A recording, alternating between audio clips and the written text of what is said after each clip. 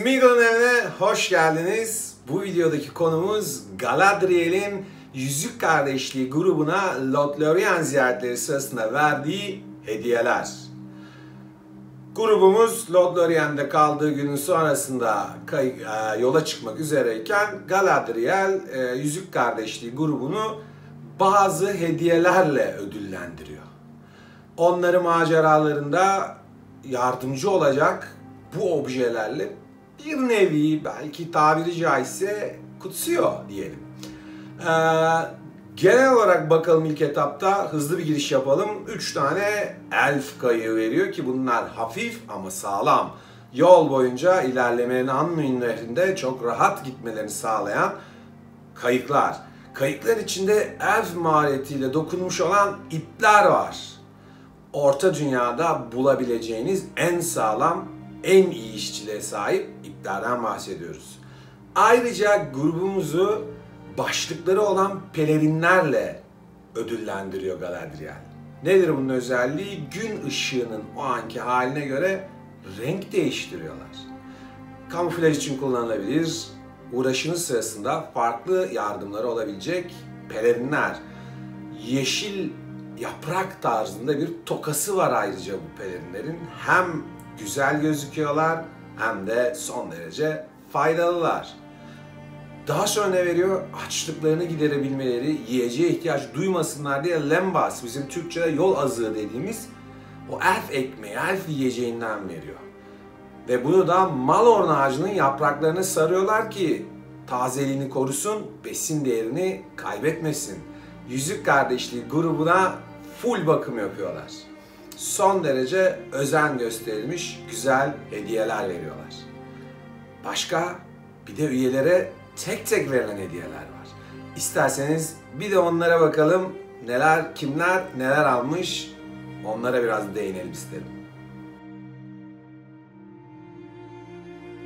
Kişiselleştirilmiş hediyelere geçtiğimizde Gondor grubuyla başlamak istiyorum. Aragorn bir kılıç kını alıyor Andúril için. Gümüş ve altınla süslenmiş değerli taşların olduğu oldukça renkli bir kın.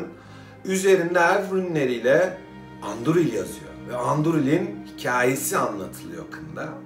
Galadriel diyor ki bu kından çıkan kılıç sahibi savaşı kaybetse dahi ne lekelenir ne de kırılır. İyi bir güvence bence.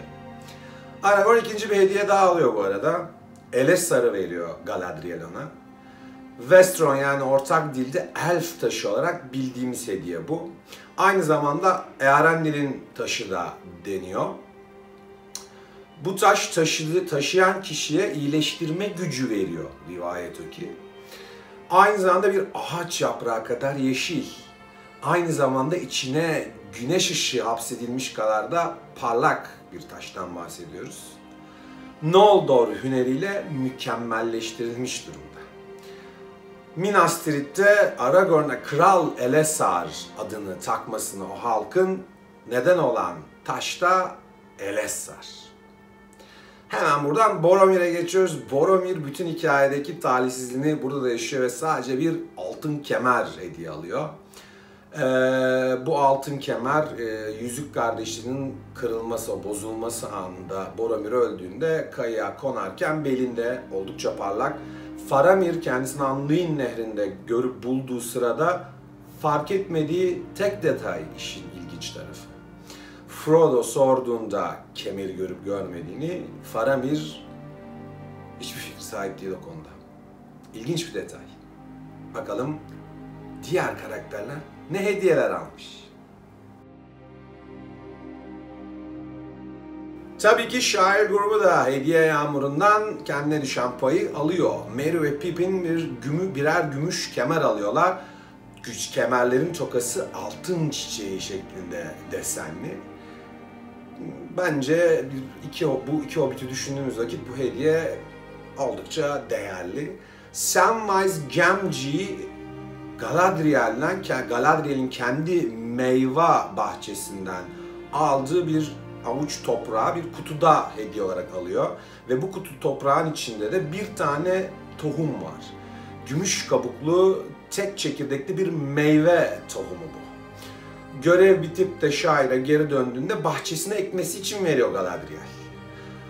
Ancak Sam şairin yağmalanmasından sonra o yok edilen ağaçların olduğu yere o toprağa serpiyor ki tekrar filizlensinler diye. Daha sonra da parti alanına o tek tohumu ekiyor. Ve o tek tohumdan melon ağacı çıkıyor. Güzel bir detay. O ağaçta dağların batısındaki ve denizin doğusundaki tek melon ağacı oluyor ve en güzel melon ağaçlarından biri oluyor ki Samwise'ın da ustalık alanı olduğu için eminim onun o hale gelmesi için çok ciddi bir çabada harcamıştır diyorum. Sırada Yüzük Kardeşliği grubunun kankaları var. Legolas ve Gimli. Legolas bir Galadrim yayıyla ödüllendirilir. Hediyesi o yaydır. Bu yay Mirkwood'daki yaylara göre daha kalın, daha uzundur. Daha sağlam yapıldır. Galadrim bildiğimiz gibi ağaç halkı yani Lothlorien halkının ismi. Sanggebir de Felbeast'i vurduğu sırada elindeki yay budur. Sanggebir de Anduin Nehri'nin o çok sert şekilde aktığı çağlarca diyebileceğimiz bölgesidir. Quenya erçesinde sivri taş anlamına gelir ve hikayenin ilk dönemlerinde Emin Muil'in ismi Sanggebir'dir. Daha sonra değişir.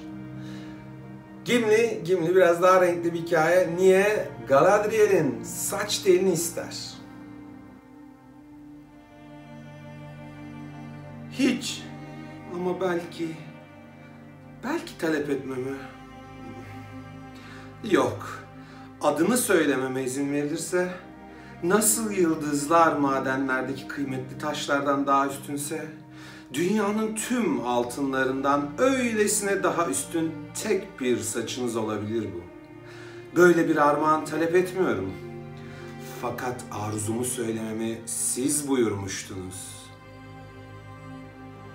Elflerin arasında ciddi bir infial yaratır bu isteği ama Galadriel çok daha ciddi karakterleri bu konuda reddettiği halde Gimli'ye 3 tel saçını verir. Gimli de bu saçları dağlarla ormanın arasındaki iyi niyetin göstergesi olarak sonsuza kadar saklar. Evet, şimdi bakalım yüzük taşıyıcısı ne hediye almış? Galadriel yüzük taşıyıcısı Frodo'ya Arendil'in yıldızının ışığı dediğimiz o parlaklığın içinde olduğu küçük bir şişe hediye eder. Buna aynı zamanda Galadriel'in küçük şişesi veya yıldız camı da diyoruz. Oldukça parlak bir ışık saçan küçük bir şişeden burada bahsetmekteyiz. Frodo da Samwise Gamgee'de bunu Shelob'la mücadele ederken kullanırlar. Bu noktada göreve yardımcı olur bu hediye. Daha sonrasında Frodo Orta Dünya'dan ayrıldığında şişenin o parlak ışığı sönmeye başlar. Çünkü Frodo artık Eldamar kıyılarındadır. Eldamar bildiğimiz gibi Aman'da bulunan Elf bölgesinin adı.